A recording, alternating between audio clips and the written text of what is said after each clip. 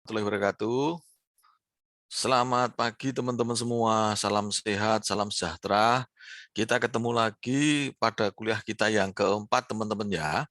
Untuk materi kuliah yang keempat, itu materinya sudah saya share bersamaan dengan materi kuliah yang ketiga, terkait dengan pembentukan basis data gitu ya untuk PBBP2.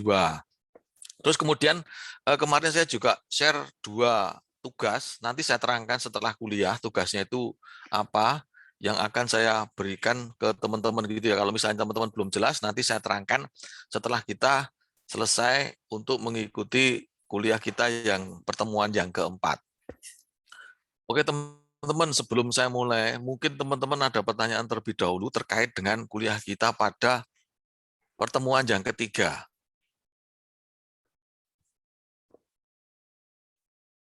Nah, kalau sementara belum ada pertanyaan, karena kuliah ini materinya bersambung dari kuliah 3 ke kuliah yang keempat, jadi nanti sekalian kalau misalnya ada pertanyaan boleh ditanyakan, gitu ya. Saya mulai kuliahnya, nanti kalau misalnya teman-teman ada pertanyaan, silakan boleh ditanyakan.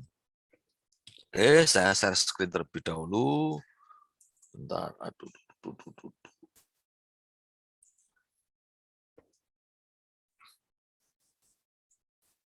Nah, saya menggunakan slide yang ini terlebih dahulu, teman-teman.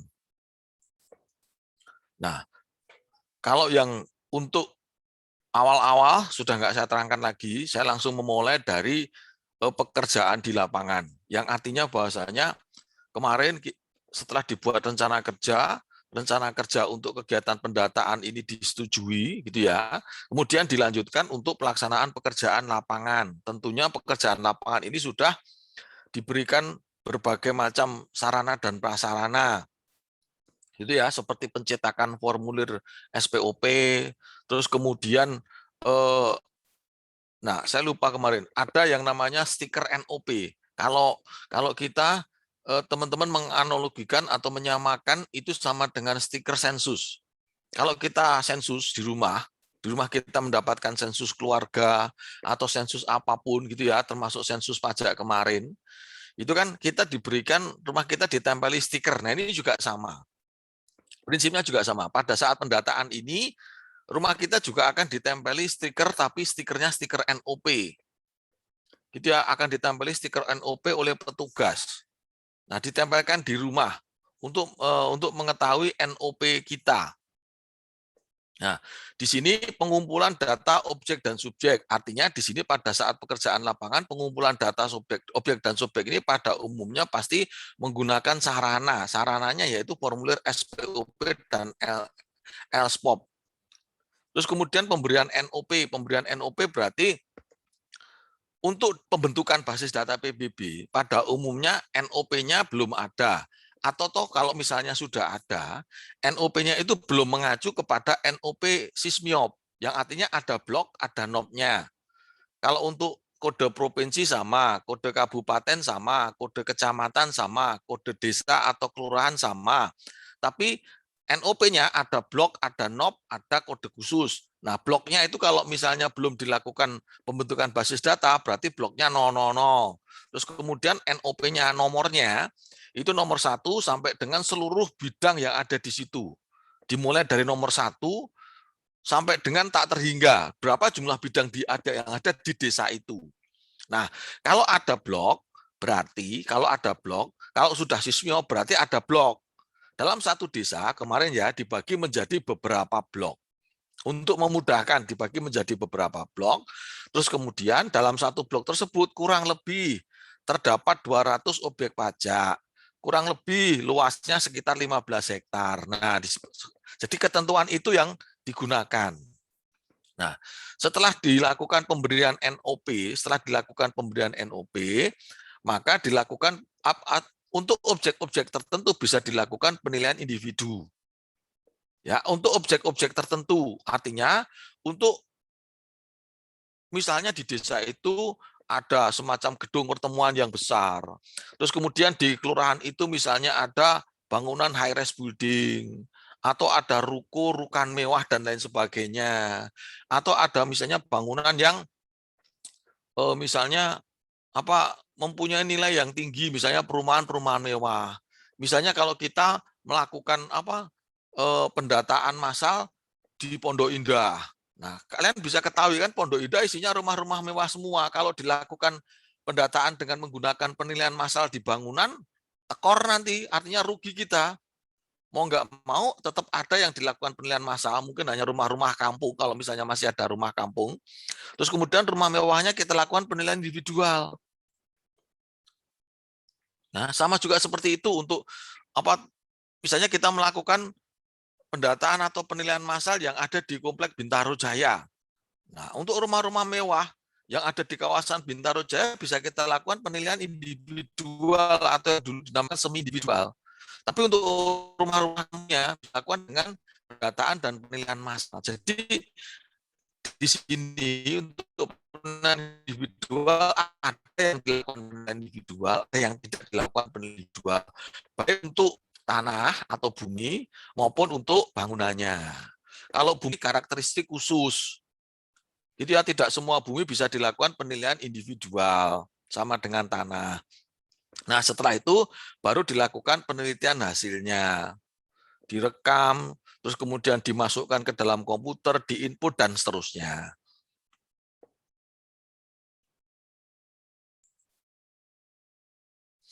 Nah, pendataan dilakukan dengan cara aktif, yaitu menyampaikan atau memantau SPOP. Dengan memantau dan memberikan formulir SPOP. Nah, ini kan potensinya rendah, lokasi sulit, tidak ada petanya, tanpa peta. SPOP individu atau kolektif, standar prestasinya 20 SPOP per hari. Ini biasa di gunungnya. Kalau waktu itu kemudian kalau di tempat yang lain itu misalnya ya antar satu desa wilayahnya kepulauan. Jadi harus naik kapal. Nah, ini kan wilayahnya lokasinya sulit gitu ya. Nah, lokasi-lokasi seperti ini biasanya mempunyai potensi PBB yang tidak terlalu tinggi. Jadi data-data maupun akurasi PBB gitu ya, data-data PBB mungkin tidak mendapat perhatian yang khusus. Terus kemudian dibuat sket peta letak relatif, sket peta letak relatif itu memakai lokasinya itu ada di sebelah kanan jalan, lokasinya itu ada di sebelah kiri. Nah, itu namanya sket letaknya. Bukan berdasarkan koordinat, tapi cuma berdasarkan dia ada di ujung gang. Terus kemudian ada di nomor 2 setelah ujung gang bidangnya dan lain sebagainya. Terus kemudian memberikan NOP-nya, terus mencatat objek dan subjek pajaknya. Objek pajak berarti tanah dan bangunannya. Terus subjek pajak berarti wajib pajaknya, artinya yang memiliki, yang menguasai atau yang memanfaatkan. Kemudian mencatat batas RT RW-nya. Kemudian ini untuk wilayahnya ya. Kemudian menyampaikan SPOP kepada wajib pajak tersebut. Kemudian memberikan stiker ke RT RW untuk ditempelkan. Kemudian tanda terima SPOP yang sudah diisi dan ditandatangani. Gitu teman-teman ya. Jadi untuk pengembalian SPOP berarti ini pendataan aktif. Terus kemudian, nah itu melakukan identifikasi. Ada peta yang menunjukkan letak relatifnya. Petanya masih menunjukkan relatifnya.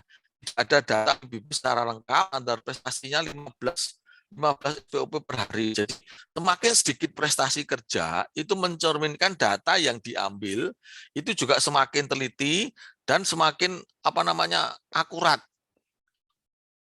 Nah, ini identifikasi objek pajak, diidentifikasi pemiliknya siapa, lokasinya di mana, dan lain sebagainya. Pengukuran OP yang tidak jelas batasnya dilakukan pengukuran. Kemudian diberikan stiker NOP, mengisi data objek dan subjek pajak, kemudian dikonfirmasikan kepada wajib pajak.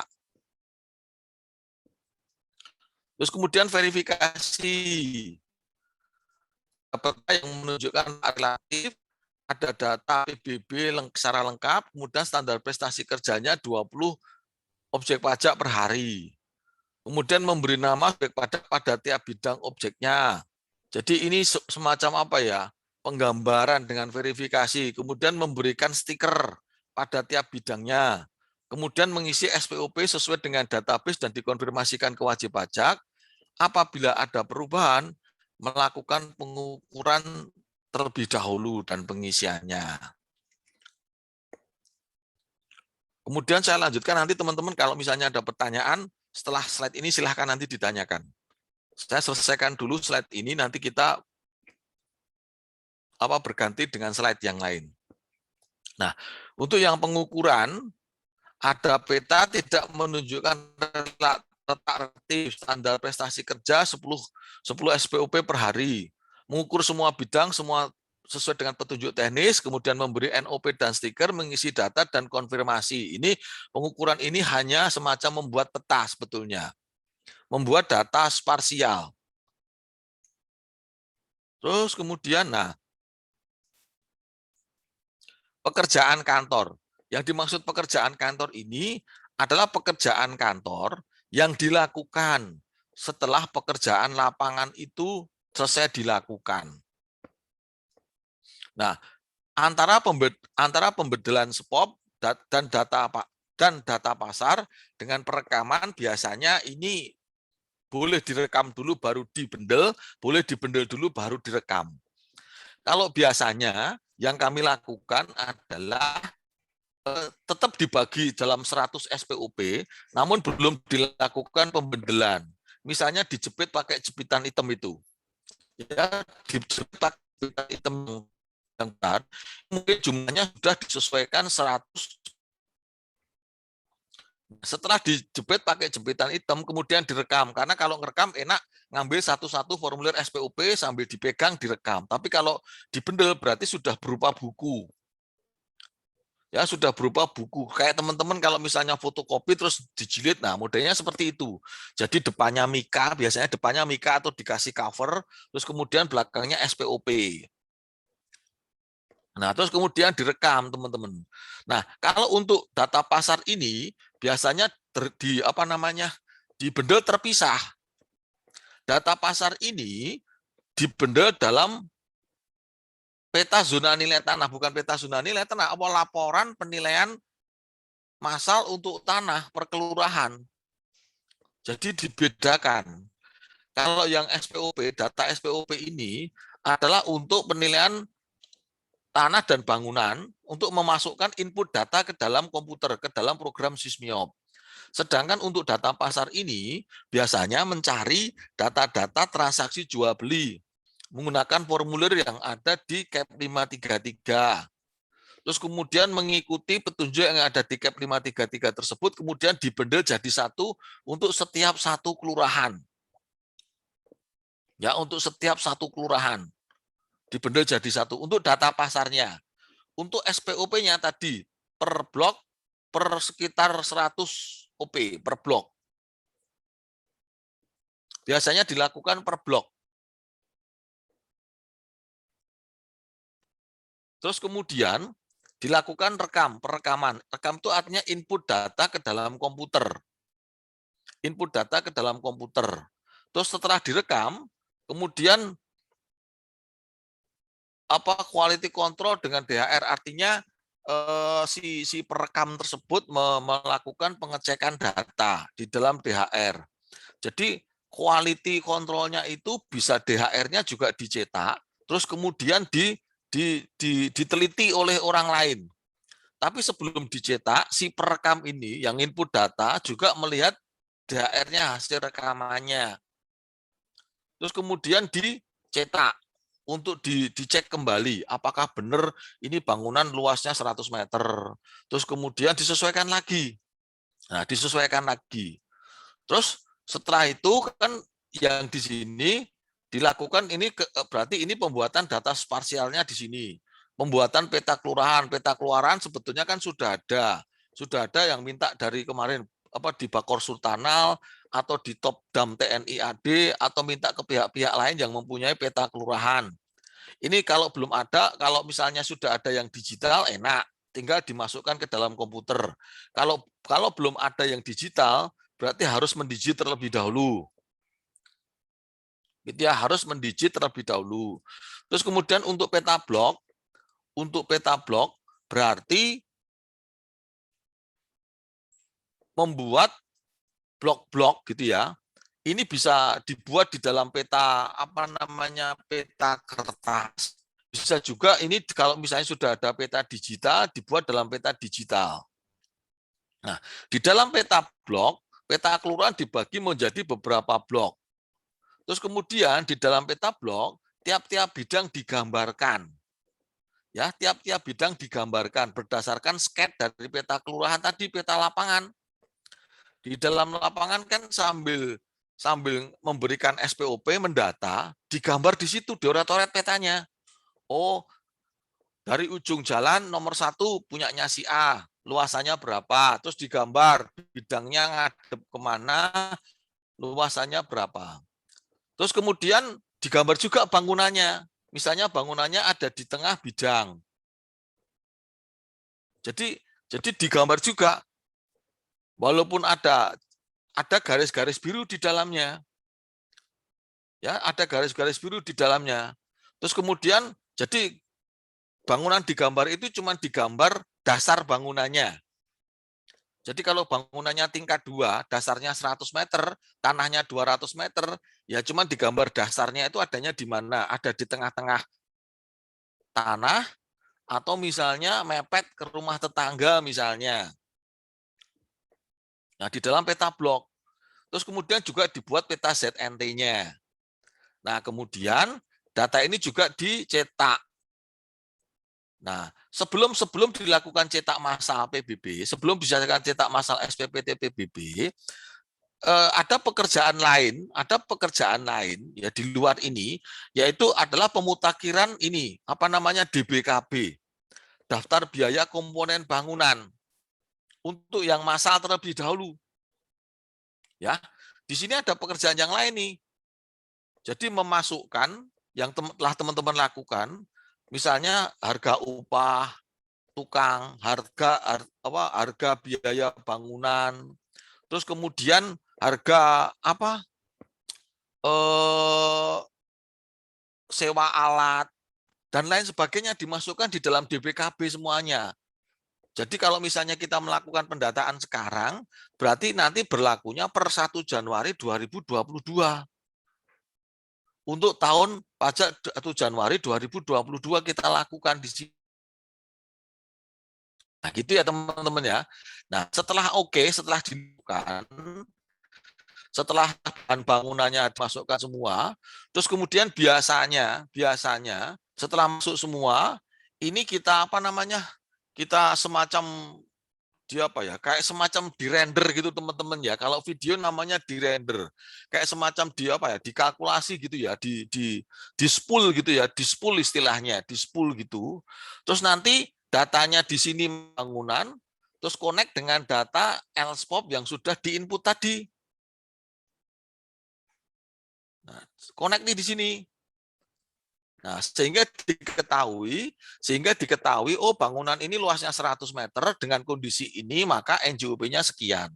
Bangunan ini 200 meter maka dengan kondisi semacam ini NJOP-nya sekian. Ini udah connect nih antara bangunan sama ini apa namanya formulir SPO LSPOP yang di connect di sini. Untuk yang bangunan. Gimana? Lagi yang tanah diinput nih. Zona nilai tanah AA, AB, AC, AD, AZ, BA, BB, BC, BZ, CA, CB, CC, CD, CZ, dan seterusnya. Dimasukkan ini juga sama. Terus disimpan, di-save, di-render juga. Terus kemudian dalam entrian ini kan ada kode ZNT-nya. Spop yang masuk blok 1 di pinggir jalan, kode ZNT AA semua. SPOP yang ada di sub kedua mempunyai ZNAB di dalam SPOP akan secara otomatis kalau AA 1 juta per meter. Kalau EB 750 per meter. Bahkan semua. Nah, terus dicek di peta zona nilai tanah. Oh, semuanya sudah yang pinggir jalan warnanya kuning semuanya. Yang sub keduanya merah semuanya. Kalau yang sub keduanya ada yang kuning, dicek lagi. Berapa? Dibetulkan. Nah, sebelum ini juga sama, dicetak DHR, terus kemudian dicek lagi. Sebelum dicetak SPPT-nya, ada yang naiknya terlalu tinggi, Kak. Naiknya terlalu tinggi, kenapa? Potensi wajib pajak akan mengajukan pengurangan ataupun keberatan. Dicek. Nah, setelah oke, baru cetak SPPT PBB-nya. Ya, setelah oke baru dicetak SPPT PBB-nya. Prosesnya tidak semudah yang saya terangkan ya teman-teman. Ini kan ilustrasi ke teman-teman gitu ya. DBKB memasukkan harga resource bahan bangunan itu tidak sekedar memasukkan. Kenapa? Karena pengaruh memasukkan DBKB ini pengaruhnya akan mempengaruhi nilai secara keseluruhan yang ada di wilayah kabupaten kota. Begitu kalian masukkan upah tukang, ongkos secara ekstrim, naiknya PBB juga akan gila-gilaan. Karena ini pengaruhnya tidak hanya satu desa ini, pengaruhnya ke dalam satu wilayah kerja KPP Pratama kalau di KPP Pratama, satu wilayah kerja kabupaten kota kalau di pemerintah daerah. Ya, kalau bangunan ini kan DBKB ini kenanya ke semua dalam satu wilayah kabupaten kota. Kalau tanah tadi pengaruhnya ke dalam satu kelurahan atau satu desa. DBKB bisa dipisah nih. Kecamatan A pakai DBKB sendiri, kecamatan B pakai DBKB sendiri, kecamatan C pakai DBKB sendiri, itu nggak bisa. DBKB kenanya dalam satu kota atau kabupaten, dianggap nilai bangunannya itu mempunyai sumber resource yang sama. Gitu ya teman-teman ya, untuk yang DBKB. Nah, beda lagi nanti kalau ada yang dilakukan penilaian individual. Kalau ada objek pajak yang dilakukan penilaian individual, maka objek pajak tersebut dihitung dulu. Biasanya yang dihitung adalah bangunannya. Kalau tanahnya mengikuti penilaian massal, kalau dia ada di zona nilai tanah AA, maka dia akan tanah yang di zona AA. Kalau dia ada di zona A, dia mengikuti zona nilai tanah yang ada di zona AB. Tapi kalau dia mempunyai zona nilai tersendiri, ya pada saat penilaian massa sudah dibuatkan zona tersendiri. Misalnya contoh, Bintaro Plaza yang ada di tengah-tengah jalan itu sudah dibuatkan zona nilai tanah tersendiri dengan hotel yang ada di sampingnya pada saat penilaian massal. Itu ya sudah dibuatkan zona karena itu mempunyai nilai yang berbeda, bisa mempunyai nilai yang berbeda dibanding dengan lingkungan sekitarnya. Misalnya stan dianggap sebagai objek pajak, itu juga bisa dibuatkan zona nilai tanah tersendiri karena dia mempunyai luasan yang berbeda dengan lingkungan sekitarnya. Ya dibuat zona nilai tanah tersendiri untuk Bintaro Plaza dan stan. Terus kemudian dilakukan penilaian individual bangunannya menggunakan DBKB 2000 atau menggunakan SNI atau menggunakan tools yang lain. Nah, setelah dapat nilainya, maka nilai tersebut di-entry secara manual menggunakan Sysmiop. Jadi, kalau zona nilai tanahnya dimasukkan ke dalam formulir SPOP untuk yang individual. Untuk bangunannya, dia di lembar belakang SPOP ada nilai bangunannya berapa. Di situ dimasukkan dalam satuan ribuan. Di-entry secara manual di dalam SPOP-nya. Nah, dia nanti akan keluar NJOP-nya sendiri, bahwa itu hasil penilaian dari individual. Gitu ya teman-teman ya. Nah, terus dicetak massal. Nah, bedanya kalau yang hasil penilaian individual, nanti untuk updating data di tahun selanjutnya dilakukan penilaian individual lagi.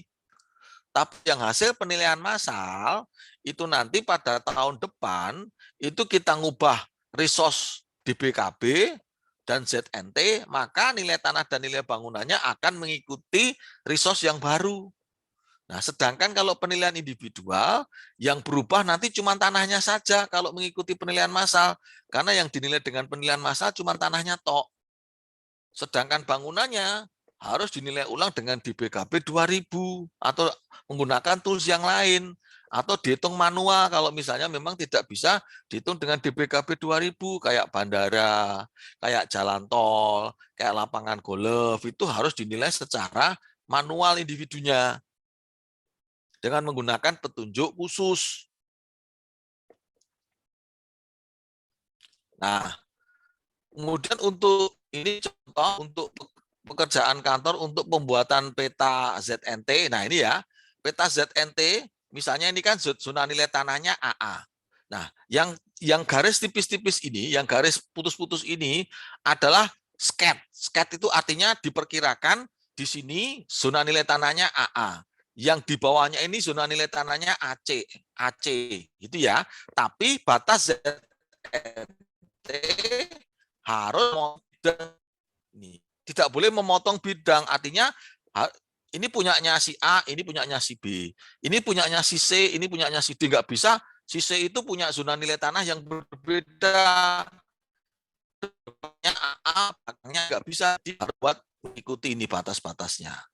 Nah, yang garis putus-putus itu hanya semacam garis imajiner bantuan, ya semacam sementara lah. Oh, kira-kira ini zonanya AA, ini zonanya AC. Nah, batasnya AA ini mengikuti batas bidang, batas kepemilikan bidang atau penguasaan bidang. Jadi nggak lurus, ya, karena kan luas tanah yang dimiliki tiap-tiap orang per orang atau badan kan beda-beda di lapangan. Nah, jadi batasnya mengikuti batas kepemilikan, batas penguasaan, ya, atau batas ini pemanfaatan. Nah, ini juga sama nih ya, kalian lihat nomor 1, 2, dan 3 kan batasnya nggak lurus. Batasnya kan gini.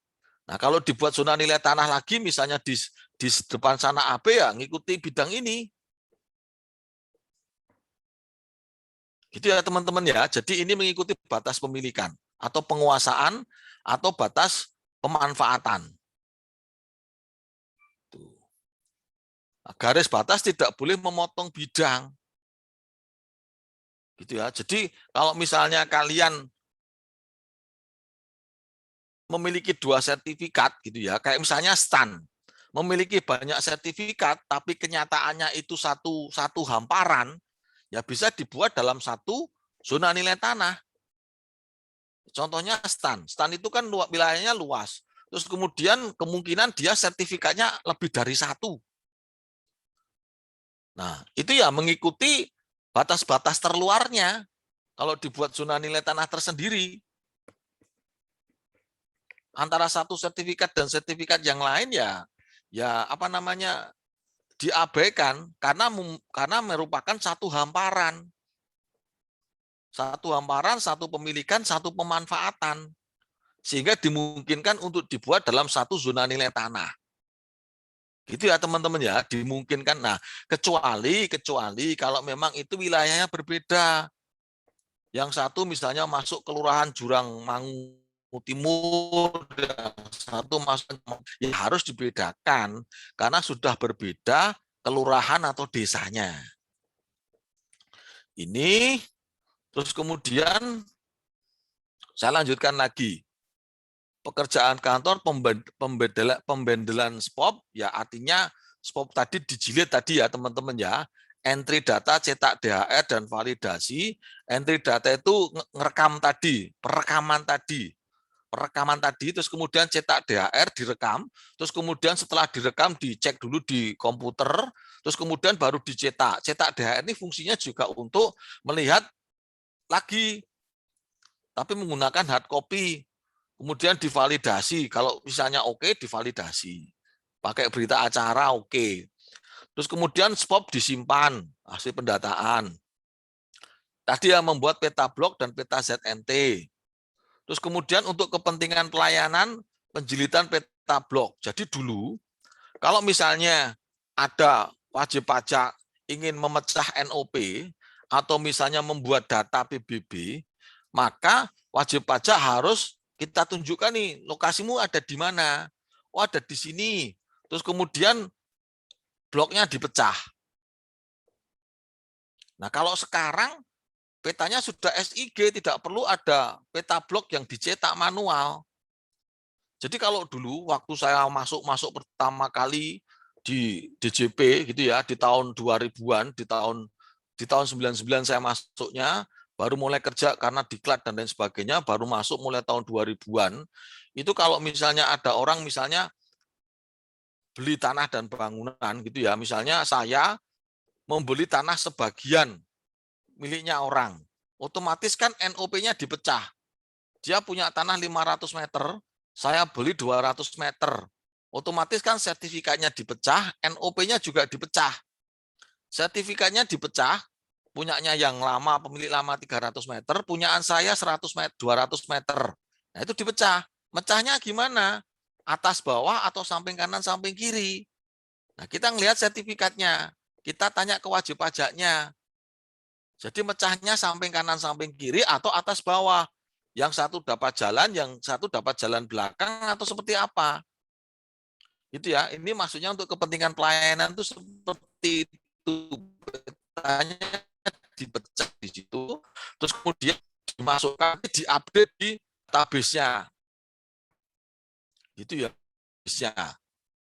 Terus kemudian pembuatan lampiran SKNJUP. Pembuatan, nah lampiran SKNJUP itu gini teman-teman. Tadi kan sudah di entry data. Sudah di entry data yang tanah tadi loh ya. AA NJUP-nya 100 ribu per meter persegi. Kemudian AB nirnya sekian, AC nirnya sekian, itu dimasukkan ke dalam komputer, terus kemudian dicetak. Nah, dicetak itu dalam bentuk SK NJOP, penjilitan SK, atau buku klasifikasi tanah. Jadi yang dicetak ini, oh dari situ zona AA itu misalnya terletak di Jalan Jenderal Sudirman. Nah, di Jalan Jenderal Sudirman, AA semua. Nah, ini diketahui nanti, Jalan Jenderal Sudirman, kode ZNT AA, nirnya sekian, NJOP-nya. Jalan Rasulullah Said, AB, nirnya sekian, NJOP-nya, dan seterusnya. Nah, biasanya dulu SK NJOP ini ditandatangani oleh kepala kantor wilayah. Nah, mungkin kalau sekarang di pemerintah daerah bisa ditandatangan oleh kepala dinas pajak atau dinas pendapatan daerah, atau bisa juga ditandatangani oleh bupati wali kota. Saya nggak tahu kalau di kabupaten kota, tapi intinya pasti mendapat persetujuan dari wali kota, bupati, atau minimal yang terendah, kalau di kita kan eselon 2, kalau di DJP kan eselon 2. Eselon 2 itu kepala dinas pendapatan daerah, kepala apa namanya? Kepala badan penerimaan pajak, badan penerimaan daerah dan lain sebagainya. Ya, artinya di kabupaten kota berarti yang mendatangi SKI bisa tadi kepala dinas atau bupati wali kota. Nah, kemudian dicetak SPPT, STS, dan JHKP. SPPT, PBB-nya, kalau STTS bukti bayarnya, kalau dulu memang seperti itu, dicetak STTS, itu diserahkan ke bank atau pihak pemungut. Tapi biasanya diserahkan ke bank. Nanti kalau ada orang bayar, bank mencari STTS-nya. Jadi beberapa box diserahkan ke bank. Setelah itu, nanti kalau ada orang bayar, bank mencari STTS-nya diberikan kepada wajib pajaknya. Kalau sekarang karena sudah online, nggak ada yang namanya pencetakan STTS ini. Otomatis bank yang mengeluarkan bukti bayarnya, yang menyerupai STTS. Nah, DHKP itu daftar himpunan ketetapan pajak. Jadi ini semacam rekap dari SPPT. Diserahkan kepada pihak desa atau kelurahan. Ini dikasihkan kepada warga SPPT-nya lewat kelurahan atau desa. DHKP ini dipegang oleh kelurahan. Kalau misalnya ada hal-hal yang ditanyakan bisa ditanya ke ke kelurahan atau desa, kepala desa. Itu terus oke teman-teman ya. Oke teman-teman, untuk materi yang slide ini sudah habis materinya. Mungkin teman-teman ada yang mau ditanyakan dulu sebelum saya ganti menggunakan slide yang lain. Pak, saya izin bertanya, Pak. Oke, silakan, Putu. Gini, Pak, tadi kan ada semacam perekaman gitu kan, Pak ya. Jadi input ke database itulah istilahnya, Pak ya. Iya. Tapi in case nih Pak, data itu hilang gitu. Nah, itu tindak lanjutnya gimana Pak? Apakah dari penilai tempatnya atau penilai daerah itu langsung melakukan penilaian atau akibatnya ya fatal mungkin 1 tahun karena kan dia berlakunya 1 tahun setelahnya. Nah, 1 tahun setelahnya itu nggak ada pemungutan PBB-nya atau gimana itu Pak ya? Maksudnya hilang itu gimana, Putu? Eh, ada kemungkinan nggak Pak datanya itu kayak mungkin ya ke-hack atau nggak ada akhirnya database-nya itu atau rusak datanya itu ada Kalau kemungkinan gitu dulu, nggak Pak? kalau cuma hilang 1-2 data sih dulu mungkin ada. 1-2 ya, artinya gini. Cuma 1 NOP, 2 NOP gitu kemungkinan ada. Tapi kalau secara keseluruhan sih tidak ada. Jadi kalau cuma satu data, 2 data hilang, ya kita lakukan pendataan ulang lagi. Kita entry ulang. Jadi misalnya gini, wajib pajak datang, loh Pak kemarin saya sudah menyampaikan SPOP pada saat pendataan, tapi kenapa SPPT saya tidak keluar? Tak bisa dipahami ya. Jadi misalnya wajib pajak ini sudah kita datang ini di lapangan, tapi setelah dilakukan perekaman data dan lain sebagainya, SPPT-nya tidak keluar. Nah, ini kita cek lagi. Pertama, SPOP-nya ada atau tidak. Terus keduanya, letak posisi relatifnya di mana. Ya, diperbaiki gambar-gambarnya semuanya. Jadi, bisa saja SPOP-nya ini keselip.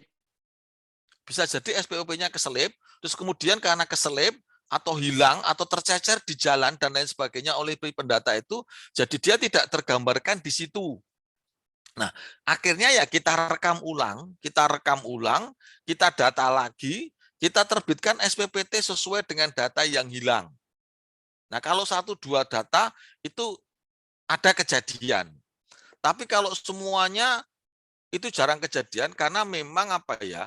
Kalau zaman dulu memang datanya itu belum apa ya, belum internetnya itu belum sampai ke hack gitu ya, belum sampai ke hack sampai di situ, proteksinya memang benar-benar bagus, jadi susah untuk dihack. Jadi pengalaman saya tidak kalau hilang secara seluruhnya tidak, tapi kalau cuma 1-2 data, ya dulu pernah 1-2 data hilang, biasanya karena ini banyak bidangnya, biasanya yang merasa tidak mendapatkan SPPT PBB datang ke kantor.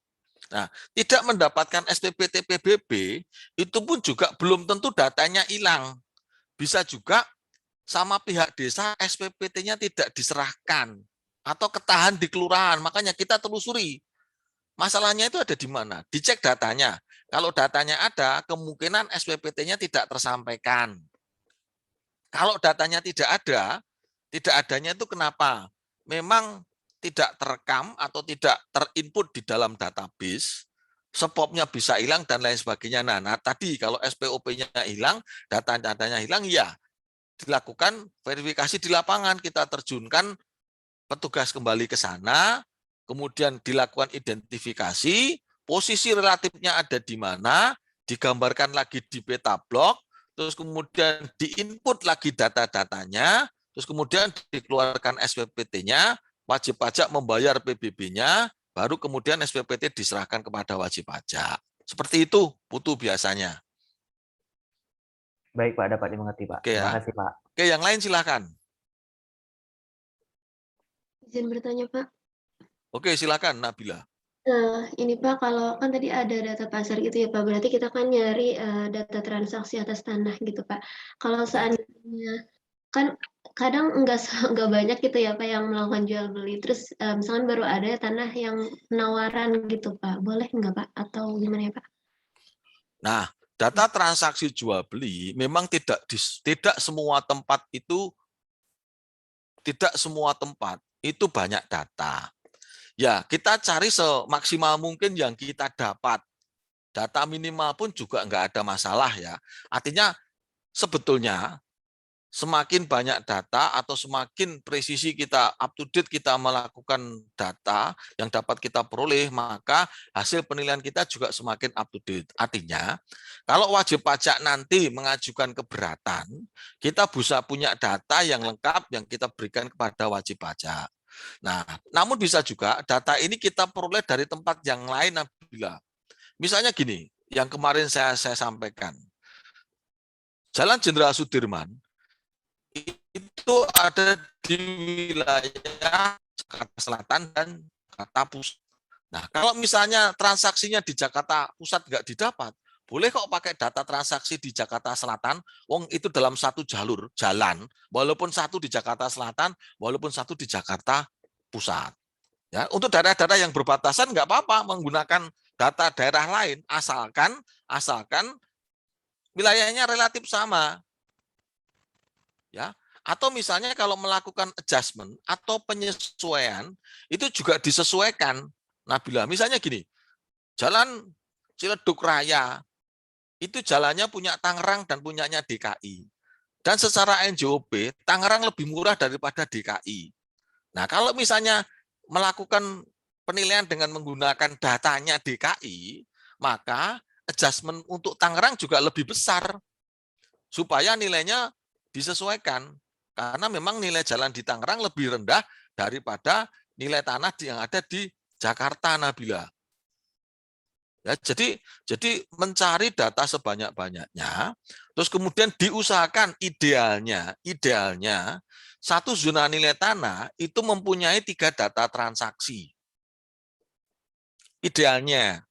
Namun demikian, kalau tidak dapat ya nggak apa-apa, boleh menggunakan data zona nilai tanah yang lain, tapi tentunya dengan penyesuaian. Terus kemudian, kalau wilayahnya desa, tadi kemarin juga ada yang bertanya, itu zona nilai tanah bisa hanya sedikit nggak apa-apa, karena memang apa namanya, nilai tanahnya itu relatif sama. Tapi tentunya pasti yang di pinggir jalan akan berbeda dengan yang ada di dalam gang.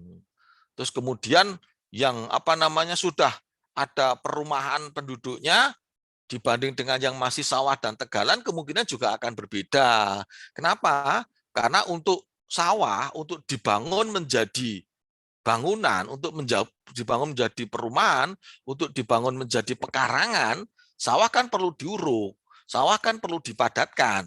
Tapi kalau tanah pekarangan siap bangun, disamakan dengan tanah perumahan, it's okay, nggak ada masalah. Karena kalau pekarangan kan otomatis sebetulnya juga kafling siap bangun. Gitu Nabila. Oh iya, Pak. Berarti Pak kalau misalkan yang tersedia cuma data penawaran, lebih baik cari dari daerah sekitarnya aja yang Oh, sudah transaksi. sorry. Data transaksi gini, data yang bisa digunakan itu baik data jual beli maupun data penawaran boleh, Nabila. Data penawaran boleh digunakan, nggak ada masalah. Iya, baik Pak. Terima kasih Pak. Gimana Nabila? Kalau data penawaran boleh digunakan, ya Iya, siap silakan Pak. Nabila. Ya, terima kasih Bapak. Oke ya. Jadi intinya data penawaran maupun data jual beli boleh digunakan.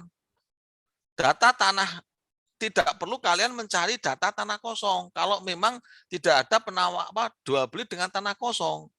Data yang ada bangunannya pun boleh kalian gunakan.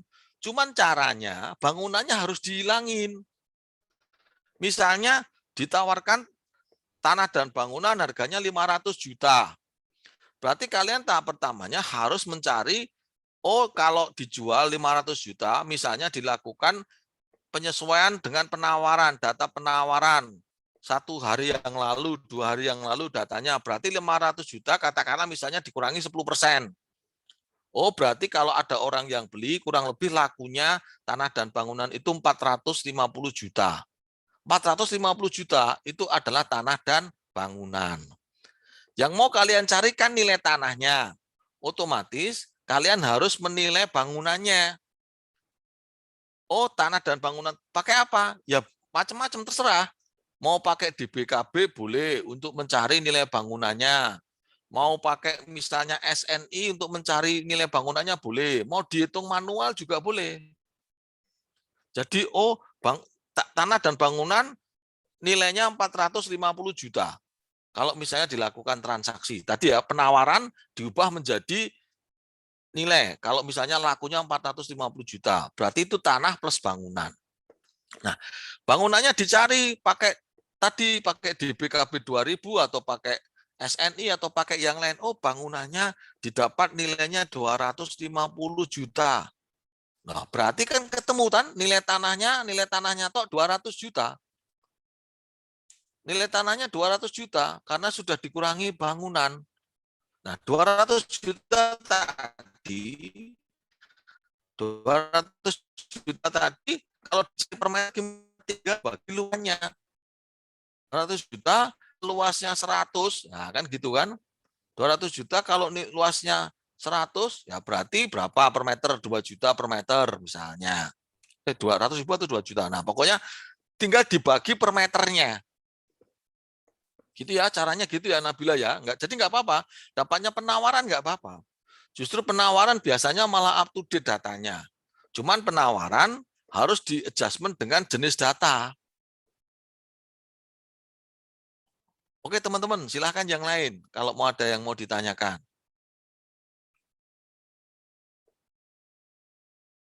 Oke ya, sementara kalau misalnya belum ada, saya lanjut lagi. Saya terangkan pakai menggunakan slide yang lain.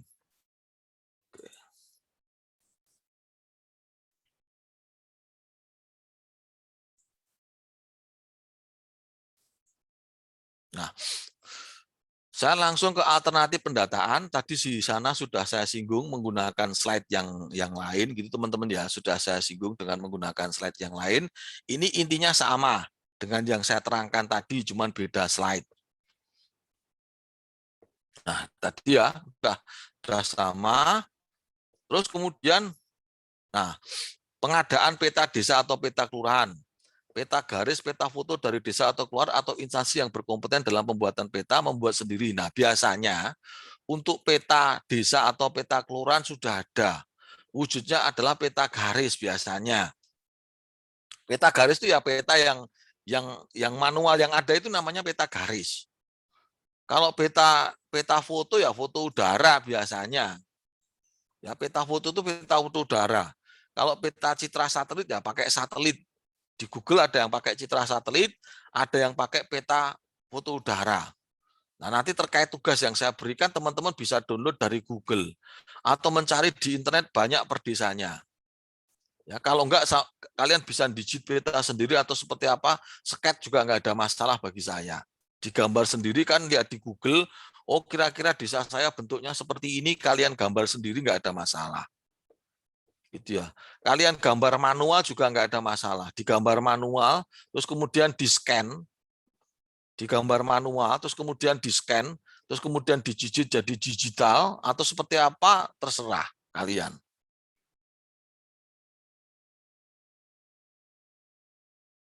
Digambar, terus kemudian diwarnai atau seperti apa, terserah.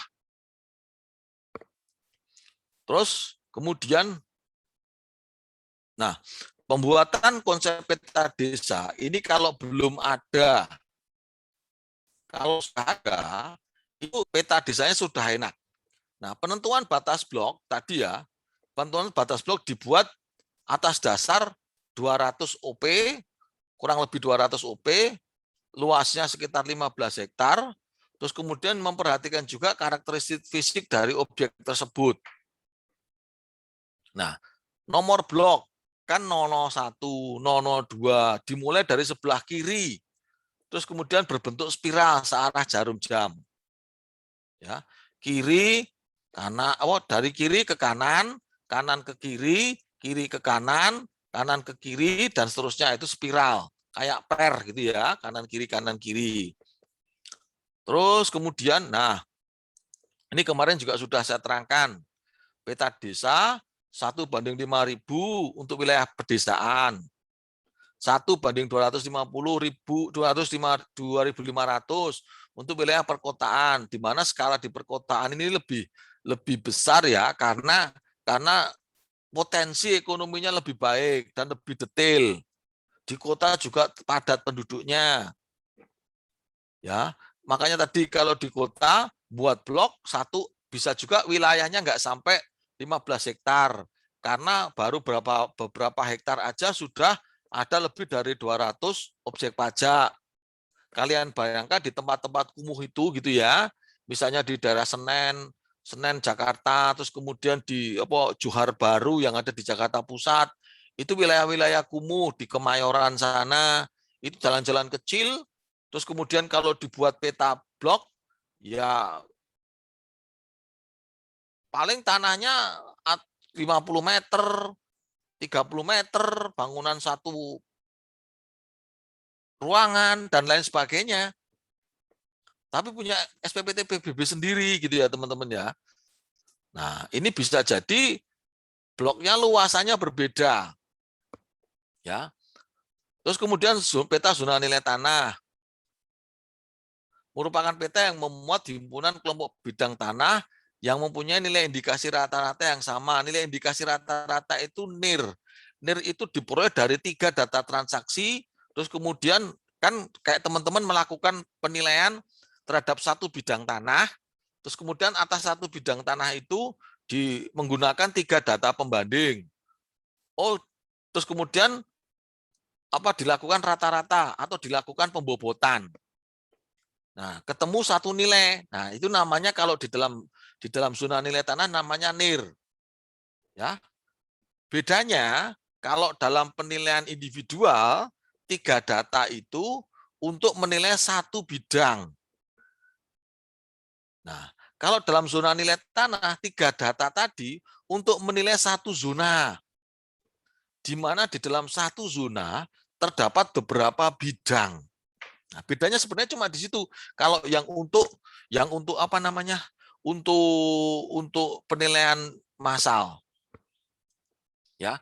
Kalau dalam penilaian individual 3 data transaksi untuk menilai satu bidang tanah. Ya, kurang lebih untuk menilai satu bidang tanah pada umumnya yang dilakukan seperti itu. Sedangkan untuk penilaian massal 3 data transaksi tersebut untuk menilai satu zona yang kalian buat zonanya. Di mana satu zona tadi terdapat beberapa bidang yang ada di dalam satu zona tadi. Nah, untuk yang penilaian individual, dalam satu zona biasanya hanya terdapat satu bidang tanah. Ya, untuk yang individual seperti itu. Satu zona hanya terdapat satu bidang tanah. Loh, kenapa kok dibuat satu zona? Lah karena memang ketentuannya harus dibuat zona nilai tanah, walaupun isinya cuma satu bidang.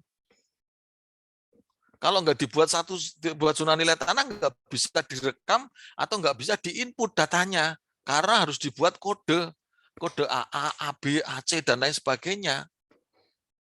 Harus dibuat kode supaya bisa diinput di dalam komputer, karena komputer mintanya satu kode zona nilai tanah.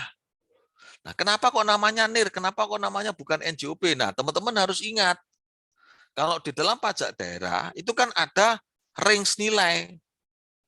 Nilai sekian sampai dengan sekian, maka NJOP-nya sekian. Nilai sekian sampai dengan sekian, maka NJOP-nya sekian. Nah, itu yang namanya range nilai. Bisa dipahami ya teman-teman ya, yang range nilai ya.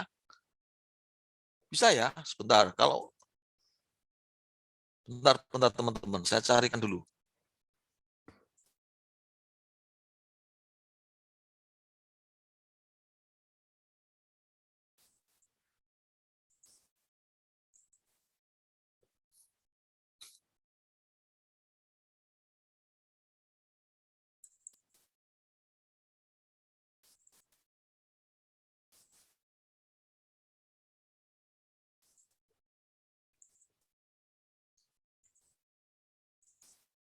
Nah, bisa diterima ya.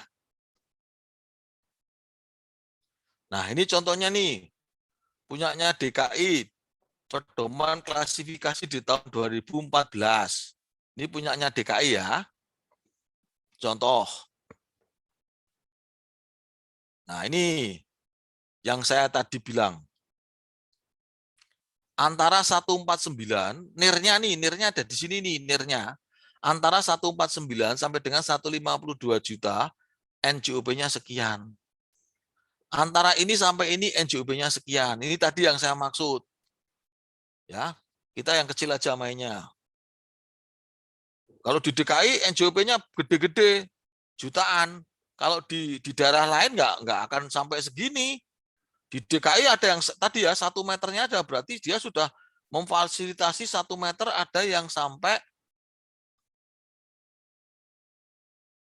kelas 1 150 juta.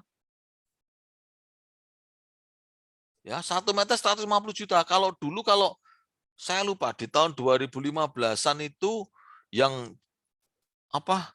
Jalan Jenderal Sudirman itu 80 jutaan. Jalan Jenderal Sudirman itu 80 jutaan. Mungkin sekarang sudah jadi 100-an kali. Nah, dulu masih ada di sini nih 80 jutaan. Jalan Jenderal Sudirman. Mungkin sekarang udah jadi 100 jutaan. Nah, oke teman-teman ya. Jadi NIR itu dimasukkan ke sini. Klasifikasi ini juga sudah ada di Sismiop. Klasifikasi ini sudah di-entry di dalam Sismiop. Sehingga dia masuk ke sini nih. Oh, kau masukinnya 1 juta per meter. Nah, di sini nih 1 juta per meter. Nah, ada di kelas 161 nih. 977 sampai dengan nih 1 juta per meter ada di sini. Nah, tapi NJOP-nya nanti yang keluar di SPPT PBB per meternya 1.032.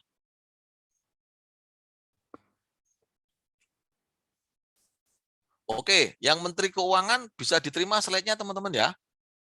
Ini sekarang slide yang baru bisa diterima ya. Bisa, Pak. Oke ya. Nah, ini yang Menteri Keuangan, tapi ini sudah tidak berlaku.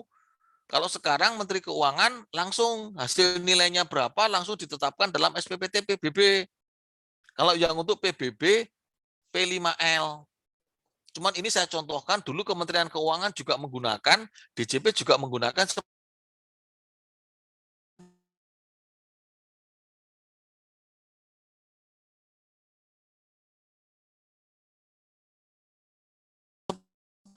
itu. Nah, nih kalau DJP malah lebih kecil, mau kecil karena di sini sudah mainnya di sektor perkebunan perhutanan, tapi luasan objek pajaknya luas. Kalau di perkotaan luasannya kecil, tapi NJOP-nya tinggi. Tapi kalau DJP nilai buminya rendah, tapi luasan yang dinilai, luasan objek pajaknya sangat luas. Bisa tembus sampai provinsi, kabupaten, kota, wilayah kebun hutan. Itu ya. Nah, ini kalau DJP tadi misalnya 1 juta per meter. 1 juta per meter masuknya di sini nih. 968 sampai dengan 1 juta. NJOP-nya 986. Beda kan kalau punya DJP. Masuk ke kelas 45 kalau 1 juta per meter. Sorry, masuk ke kelas di sini. Nah, ini untuk tanah atau bumi. Untuk bangun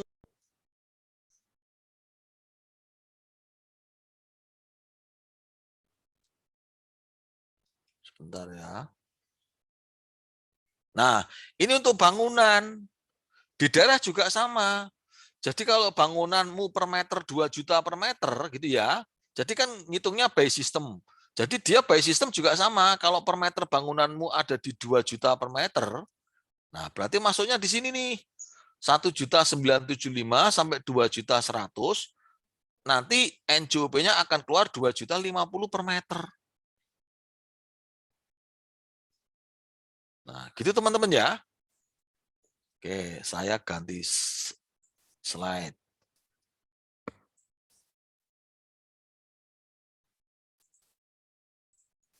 Nah, itu ya teman-teman ya, caranya gitu. Jadi dimasukkan ke dalam tadi apa namanya kelas-kelas tadi.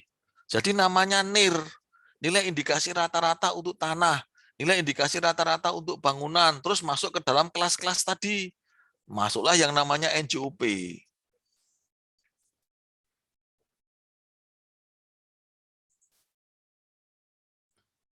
Nah, ini juga sama tadi ya, pendataan dengan penyampaian dan pemantauan pengembalian SPOP perorangan. Ini juga sama kayak tadi. Cuman ini lebih rinci. Kalau tadi kan bacanya singkat-singkat gitu ya. Kalau ini juga lebih apa namanya lebih rinci. Oke, saya lewati. Tadi sudah dibahas bersama, nanti teman-teman juga bisa baca slide saya yang lain gitu ya. Yang dari Dosko, ini dari slide saya. Nah, pendataan dan penyampaian pemantauan pengembalian SPOP kurang lebih sama tadi ya. Oke.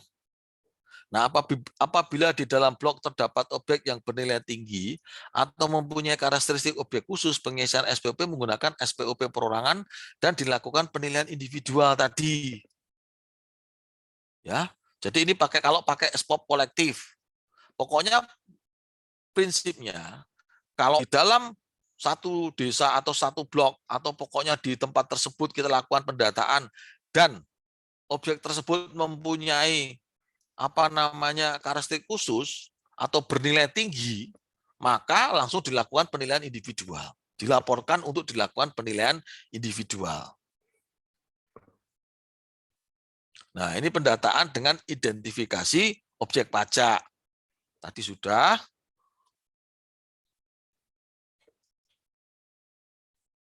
Nah, pendataan ini dengan verifikasi data objek pajak. Oke, tadi juga sudah. Nah, ini dengan pengukuran setiap bidang tanah atau bangunan diukur, menuangkan dalam bentuk peta blok. Nah, untuk mengetahui luas masing-masing bidang, untuk mengetahui letak relatif tiap-tiap bidang. Mengetahui letak relatif itu ya tadi, misalnya samping kanan, samping kirinya apa, depan belakangnya apa, itu merupakan letak relatif. Dibuat peta blok. Untuk mempermudah melakukan pengawasan, kewajiban perpajakan wajib pajak membantu petugas dalam penyampaian SPPT, betul. Karena SPPT ini kan kadang-kadang gini, saya punya rumah di Jogja misalnya, tapi kan keberadaan saya itu ada di Tangerang.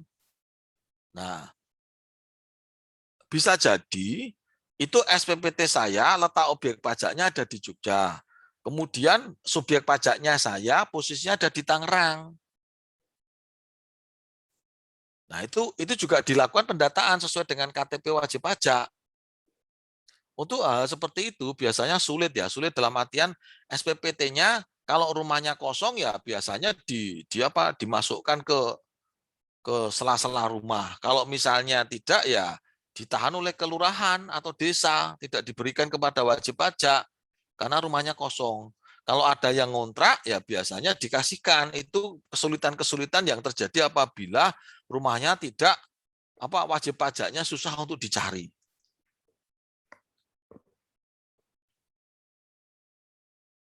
Nah, ini ya. Tadi ya. Ini tahap persiapannya ada peta sket, kemudian kerangka blok. Jadi sebetulnya di atas kertas. Jadi kita awalnya itu datang untuk pendahuluan. Kita muter-muter entah pakai motor, entah jalan kaki, entah seperti apa. Oh, kira-kira mau saya buat blok 1 tuh seperti ini. Blok 2 itu seperti ini. Blok 3 itu seperti ini. Nah, itu udah dibuat tapi dalam sket peta blok pakai pensil atau apa.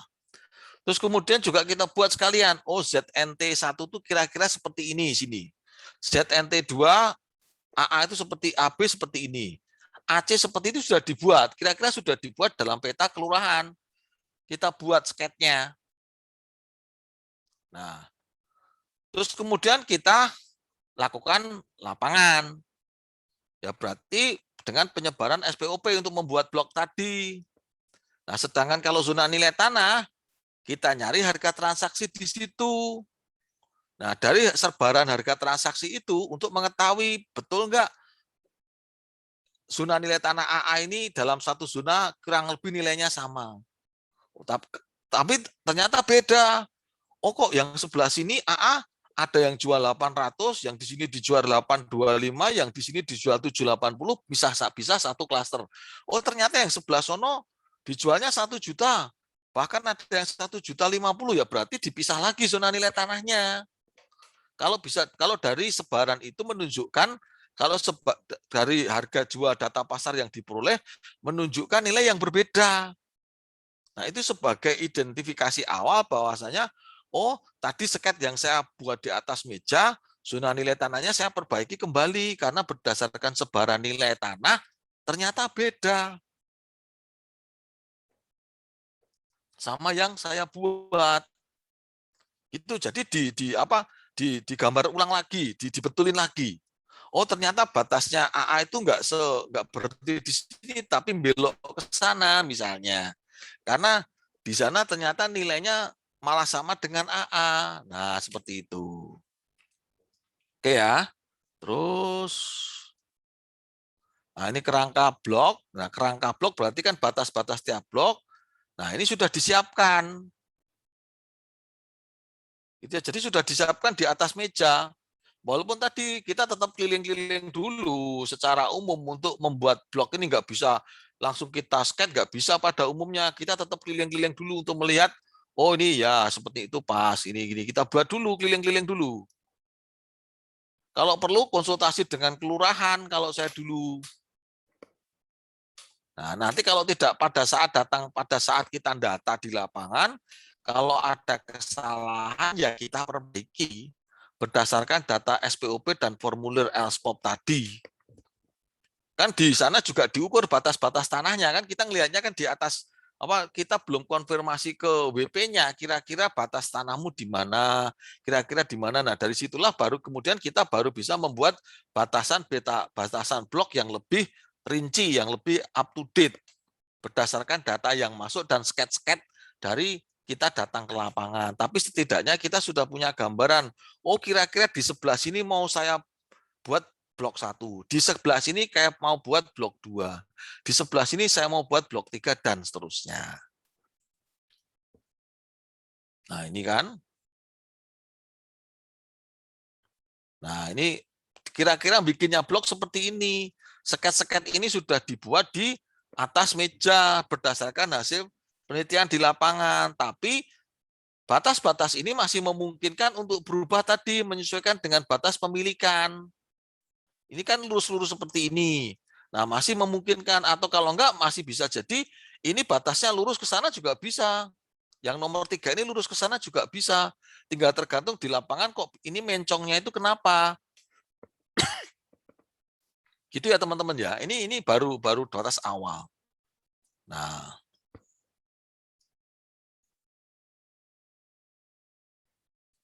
jadi kita pun juga untuk menunjukkan batas-batas di lapangan juga dibantu oleh wajib pajak kuasanya atau misalnya orang dari kelurahan, kecamatan. Oke. Nah, ini yang tadi ya. Ini stiker, ini yang tadi. Nah, gini kan.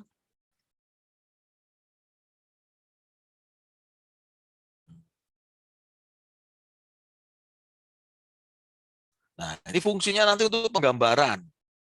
Baik itu di SIG maupun di peta yang sebenarnya. Jadi petanya itu nggak hanya peta sket, tapi sudah menunjukkan koordinat dan ini yang betul.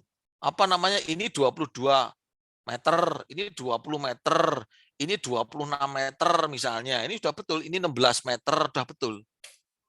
Nah, ini 20 meter, ini 20 meter, ini 14 meter, ini 26 meter, ini 16, ini 30 dan seterusnya. Ya, nah ini sementara juga sama, ZNT-nya dibuat lurus dulu, tadi kan belok-belok ya, nanti baru dibuat belok-belok kalau sudah ketemu di lapangan, tapi sementara sketnya seperti ini terlebih dahulu. Nah, penggambaran peta blok.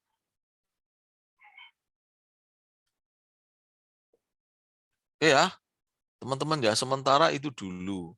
Nanti teman-teman bisa, nah peta desanya ini batas blok, pembuatan batas bloknya.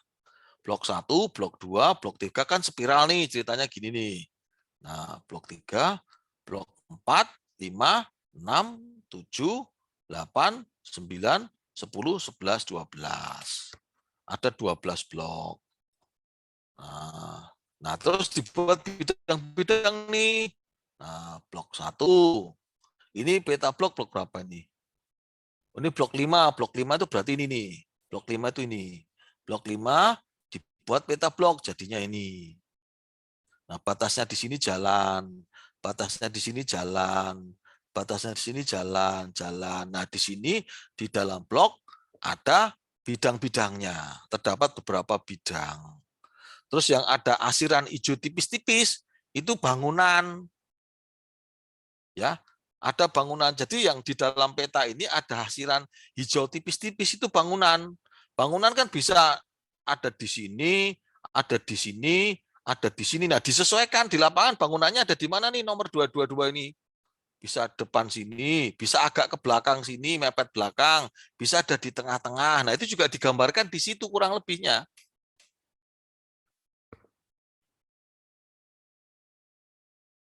Nah, ini peta zona nilai tanahnya.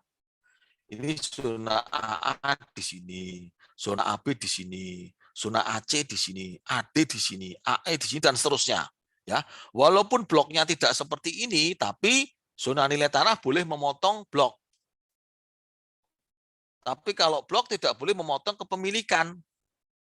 Nah, ini. Nah, ini pembuatan petanya tadi. Nah,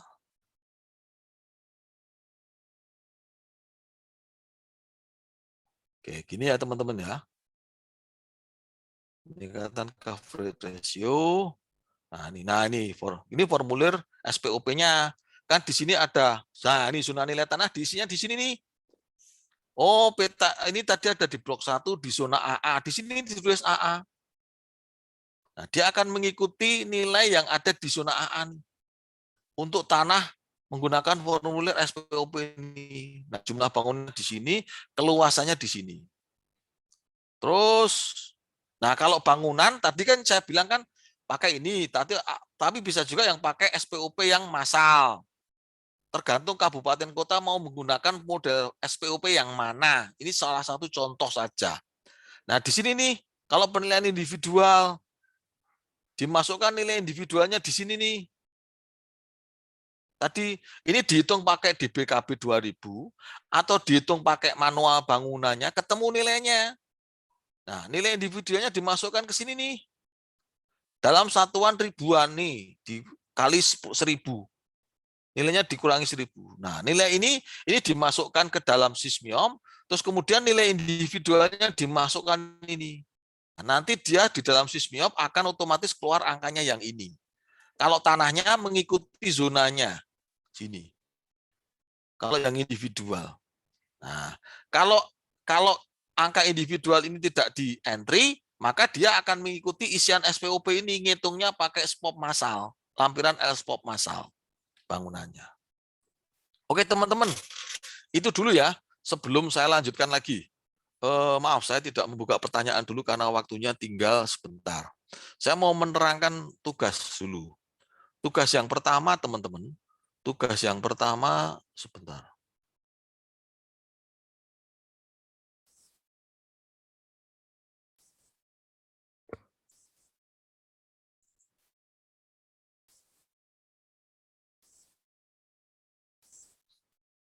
Nah, kalau tugas yang, sudah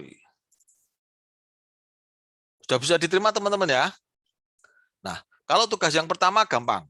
Ini kan teman-teman seperti biasa, saya minta untuk mencari paper. Untuk mencari paper. Di internet banyak, silakan nyari paper. Terutama paper yang terkaitan paper atau jurnal yang sudah ada ISN-nya. Kalau dapat, kalau enggak pun enggak apa-apa gitu ya, tapi diusahakan yang dapat. Terkait dengan pendataan dan kalian download gitu ya, terus kemudian kalian resume, bikin resume. Nah, kalau ini digunakan sebagai tambahan nilai tugas di dalam nilai aktivitas. Ya, ini waktunya 1 minggu. Di pertemuan sebelum pertemuan yang kelima, gitu ya, teman-teman sudah harus memberikan tugas ini. Ya, diberikan tugas ini. Kalau ini kan gampang. Teman-teman tinggal membuat, terus kemudian mencari jurnalnya di internet. Gitu ya, nanti dikirimkan kepada PJ, Terus kemudian PJ sebelum jam 5 sore hari Kamis mengirimkan kepada saya lewat email aja. Seperti biasa lewat email, sesuai email yang saya berikan. Kalau saya misalnya membagi video kuliah kan juga lewat email kepada PJ, nanti silakan PJ untuk menyampaikan kepada saya. Untuk tugas yang ini, teman-teman ada yang mau ditanyakan nggak untuk tugas yang pertama?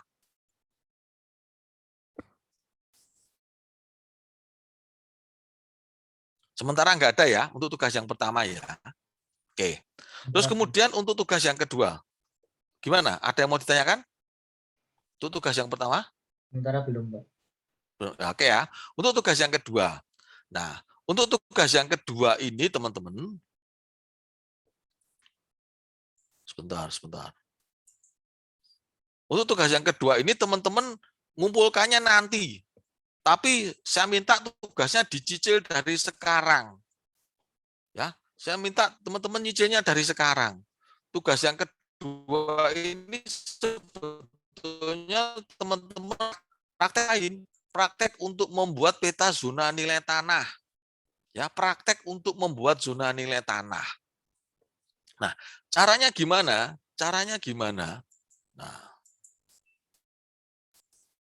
Nah, jadi saya tidak akan memberikan kuis kepada kalian. Saya tidak akan memberikan kuis kepada kalian. Tapi saya ganti praktek, kalian mempraktekkan untuk membuat zona nilai tanah. Ya, saya tidak akan memberikan kuis. Saya juga akan tugasnya juga cuman gampang. Kalau yang pertama tadi harus dikumpul seminggu. Kalau ini dikumpulkannya nanti pada saat kita kurang lebih pertemuan ke-15 lah. Pertemuan ke-14. Pertemuan ke-14 karena kita cuma 14 kali pertemuan. Pertemuan ke-14 di akhir kuliahnya ini saya gunakan sebagai nilai kuisnya. Nah, tugasnya apa? Tugasnya ini, teman-teman membuat peta zona nilai tanah di wilayah desanya masing-masing, di wilayah kelurahannya masing-masing. Kalau rumah desa ya alhamdulillah, berarti kemungkinan hanya ada beberapa zona nilai tanah karena di desa biasanya tanahnya relatif ini ya, relatif seragam. Nah, kemudian kalau yang di kota mau nggak mau akan banyak terdapat zona nilai tanah. Kalau yang di kota, di kelurahan. Tapi kalau yang masih desa biasanya seperti itu. Terus kemudian nanti saya akan melihat batas-batas yang kalian buat. Dari batas-batas itu saya bisa melihat kira-kira ini kalau dibedakan harusnya gitu ya. Harusnya idealnya kan yang pinggir jalan raya sama yang ada di gang sama yang ada di tempat yang berbeda itu mempunyai zona nilai tanah yang berbeda. Nah, saya pengen lihat kalian mau membuatnya seperti apa. Nah, tugas dikumpulkan kurang lebih nanti waktunya di pertemuan ke-14 kalian sudah harus selesai. Kemudian digunakan sebagai pengganti kuis. Terus kalian bisa menggunakan referensi di 533 atau 208. Kalian baca CAP 533 sudah ada petunjuknya di situ semuanya. Ya, sudah ada petunjuknya di situ semuanya.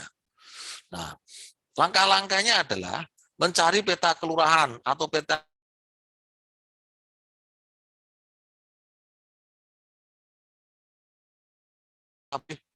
mau kalian lihat di internet, pokoknya intinya kalian mencari peta desa bagaimanapun caranya. Kalian buat sendiri di dalam ditulis sendiri, digas sendiri. Juga nggak ada masalah, kalian nanti bisa scan. Tapi kalau menggunakan Google juga nggak ada masalah, kalian download dari Google. Ya, yang namanya peta desa kalian kan bisa kalian download dari Google. Nah, terus tadi ya melakukan survei lapangan pendahuluan untuk membuat perkiraan batas zona nilai tanahnya. Ya, kalau misalnya kalian mau bikin blog juga boleh. Kalau misalnya langsung zona nilai tanah juga nggak ada masalah karena yang mau kita bikin adalah peta zona nilai tanah. Tapi kalau mau dibuat peta blok-blok terlebih dahulu juga nggak ada masalah. Toh juga bikin blognya sekalian survei dengan zona nilai tanah juga bisa. Nah, terus kemudian mencari dan mengumpulkan data-data transaksi, jual beli atau penawaran atas tanah dan bangunan di masing-masing kelurahan atau desa dengan menggunakan formulir yang telah tersedia. Formulir ini kalian bisa lihat di CAP 533. Balik lagi, kalian bisa print formulir itu, kalian isi manual, bisa juga kalian misalnya scan atau kalian bikin formulir juga bisa, terserah kalian. Atau misalnya kerja kelompok, ada yang buat formulir A, ada yang buat formulir B, ada yang buat formulir C, nanti di-share. Jadi dalam satu kelas ada yang membuat formulir ini misalnya kalau mau dalam bentuk soft copy atau digital. Atau kalau misalnya yang sudah punya, biasanya mahasiswa yang saya kemarin ikut penilaian properti residensial sudah punya formnya, bisa di-share ke tempat yang lain, silahkan. Nah, mencari data transaksi ini. Data-data transaksi tersebut selanjutnya dilakukan plotting pada peta. Jadi kalian mencari data transaksi jual beli atau penawaran sebanyak-banyaknya dalam satu desa tersebut. Nah, idealnya dalam satu zona nilai tanah terdapat 3 data transaksi idealnya. Data di zona nilai tanah lain untuk menilai zona nilai tanah yang dekat. Nah, kemudian setelah dapat data dari transaksi tadi, kemudian direkap, dihilangkan nilai bangunannya, akan ketemu nilai tanah. Terus kemudian dengan menggunakan form 3 akan didapatkan nilai tanahnya. Terus kemudian dilakukan penyesuaian, kemudian diplot pada peta zona nilai tanah. Diplot pada peta zona nilai tanah. Oke. Oke, sebentar teman-teman ya, sebentar. Saya cari slide dulu. Sebentar.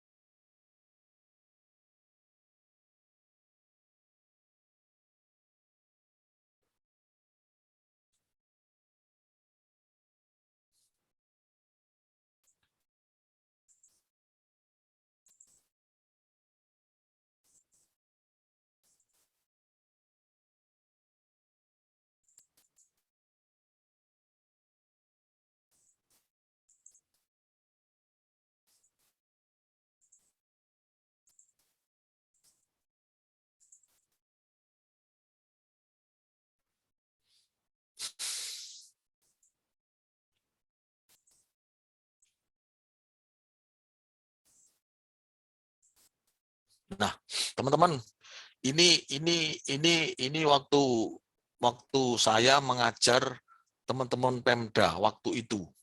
Ya, waktu itu saya mengajar teman-teman tugas belajar yang dari Pemda yang juga sama, cuman beda nama mata kuliahnya tapi tugasnya sama, saya berikan kepada mereka.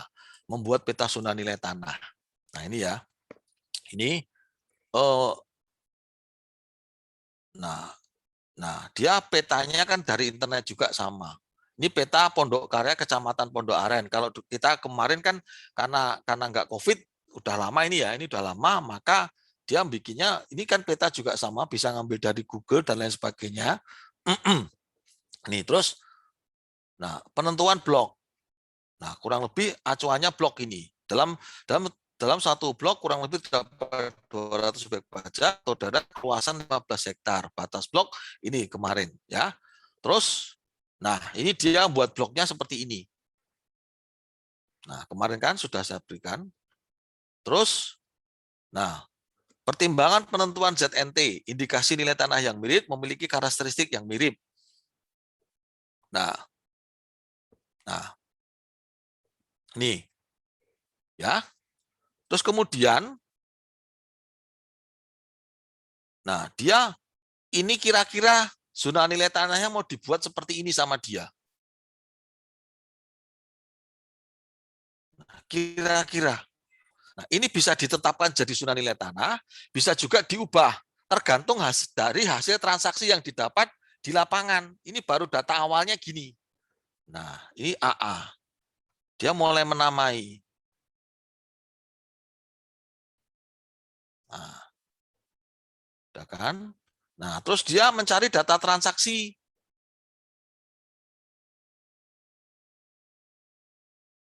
Nah,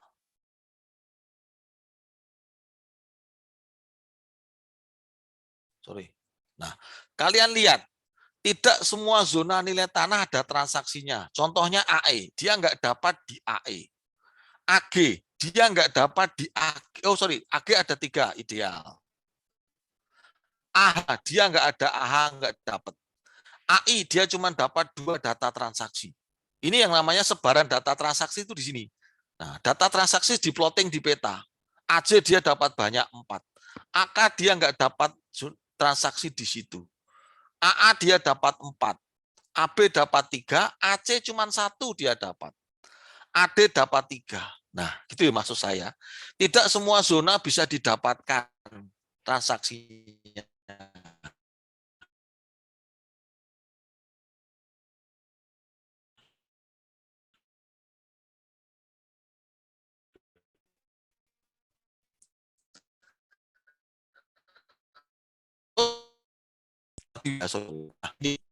Ada di karena lokasinya sudah dari 3 data ini di rata ke ini. Nirnya ini 1.551. Nah, zona B, nah dia 3 data.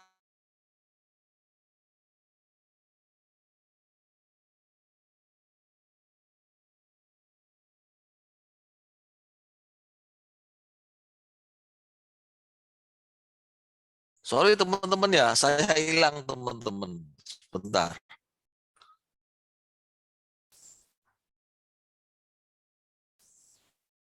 Nah, nih.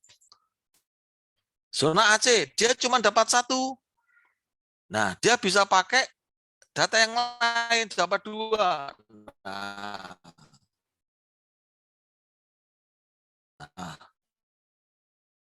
dia pakai dummy. Jadi dia pakai nomor 6, 5, 7 untuk mengadjust di sini. Dia buat dummy di nomor 25 dan nomor 26. Nah, ini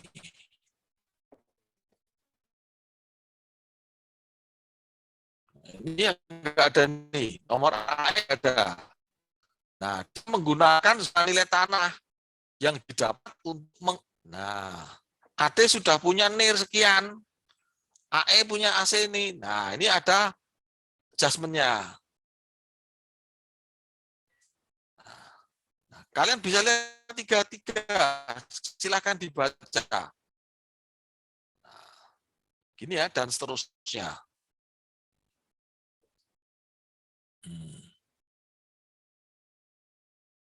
Nah, kalau misalnya kita ada di stand gitu ya, di Jurang Mangu, kalian akan saya berikan tugas kelompok seperti ini, pembuatan peta zona nilai tanah, karena kalian nggak bisa, terpaksa kalian masing-masing bikin sendiri-sendiri tugasnya. Nah ini direkap, ini namanya buat rekapnya seperti ini. Direkap. Oke, ini teman-teman Pemda semua ini yang pada belajar bikin zona nilai tanah. Oke teman-teman, Sepertinya itu dulu yang bisa saya sampaikan. Karena waktunya sudah habis, teman-teman. Lanjut lagi. Mungkin dari teman-teman ada yang mau ditanyakan dulu sebelum saya tutup kuliahnya. Izin bertanya, Pak. Oke, silakan. Perihal tugas tadi itu nanti kita ngumpulinnya, outputnya tuh gimana? Laporan, inputnya laporan.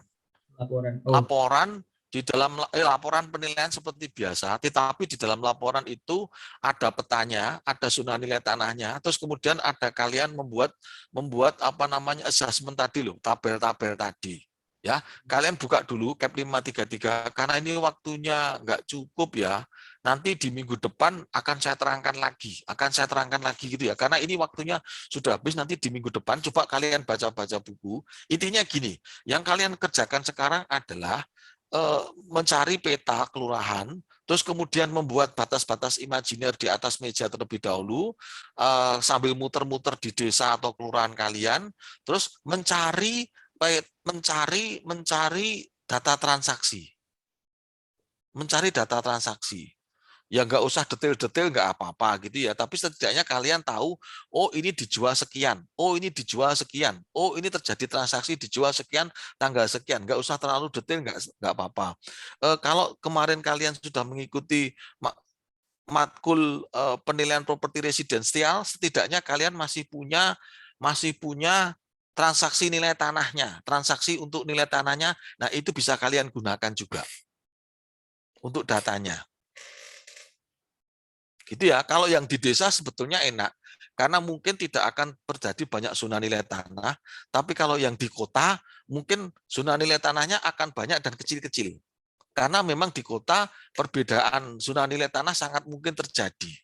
Tapi kalau yang di desa, itu ya paling di sana sawah, kampung ada di sini beda dikit, yang pinggir jalan, terus yang lain di sana kebun dan lain sebagainya, satu kebun luasnya gede-gede, zona nilai tanahnya beda, nah silahkan, seperti itu. Gitu teman-teman ya, saya mohon maaf ya, nggak bisa menjawab dengan nyaman karena waktunya habis. Sebentar teman-teman, sebentar. Burhan ada nggak? Hadir, Pak.